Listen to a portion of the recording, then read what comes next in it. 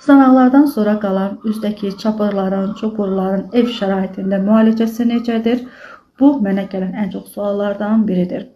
Bu videonu çəkməkdən məqsədimi bildirmək istəyirəm ki, çox təəssüflər olsun ki, heç bir krem, heç bir maska, bunu altını çizərək söyləyirəm ki, heç bir maska, heç bir krem üzdəki sınaqlardan sonra qalan çapırların izlərini aparmaqda yardımcı olmayacaq. Mənim də üzümdə vaxtı ikən çıxan sınaqlardan o vaxtı ikən o çıxan sınaqlara düzgün davranmadığım üçün bu cür çapıqlar, çopurlar əmələ gəlib üzümün yanaq nahiyəsində, çənə nahiyəsində.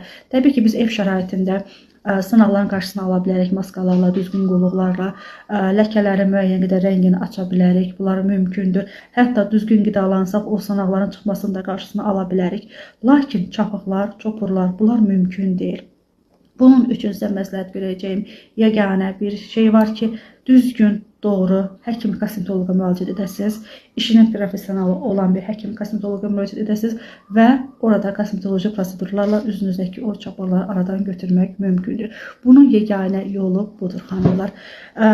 Düşünürəm ki, hər şey aydın oldu və kiçik bir məsləhət də vermək istəyirəm ki, əgər üzünüzdə sınaqlarınız varsa, çalışın üzünüzə çox oynamayasınız, onları sıxmayasınız. Bilirəm, bu hamıda çoxumuzda bir kompleks yaradır, amma bunu sıxsaz daha da betər bir vəziyyətə gələcək və müalicəsi daha da çətin olacaq. Ona görə düzgün bir proqram təyin edərək üzünüzdəki sınaqları quruda bilərsiniz, onları aradan götürə bilərsiniz və sınaqlardan sonra qalan ləkələri də aradan yavaş-yavaş, mərhələ-mərhələ qaldıra bilərsiniz.